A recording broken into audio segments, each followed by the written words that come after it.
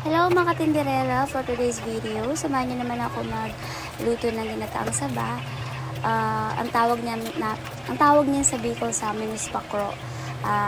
Alam ng mga taga Bicol yan kung sino ang pinanibig dito. At iyan nga, isa ito sa mga paborito namin kainin noon sa Bicol kasi marami kami punong saging sa Bicol, mga tanim ng mga magulang ko.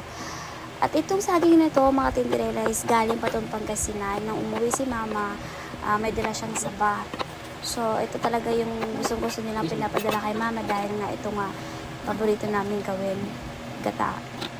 At yun nga, struggle din sa pagbalat niyan kasi medyo hilaw pa yan, kaya mahirap siyang balatan. Nakakangalay at nakakapagod lalo na din sa paghihiwa niyan kasi madami din siya. Pero dahil nga gusto natin kumain ng ganitong luto, kaya carry lang. Ayun nga, nilagyan ko na pala yan ng pangalawang gata. Yung gata na yan is binili lang namin yan at pinapiga na namin kasi meron namang natitinda dito malapit sa bahay namin. Siyempre, una nilagay ko muna yung pangalawang gata and then nilagyan ko pala yan ng konting asin para magpantay yung lasa niya and then asukal na pula. Kahit anong asukal pwede, pero mas prefer ko kasi yung asukal na pula kaya para medyo may kulay siya. And after that, inalagay ko na din yung pinakaunang gata.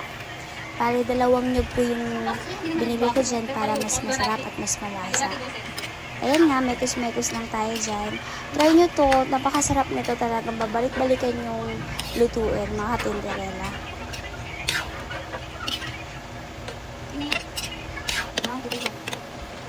Okay na, luto na. Enjoy eating. Thank you sa panonood. God bless.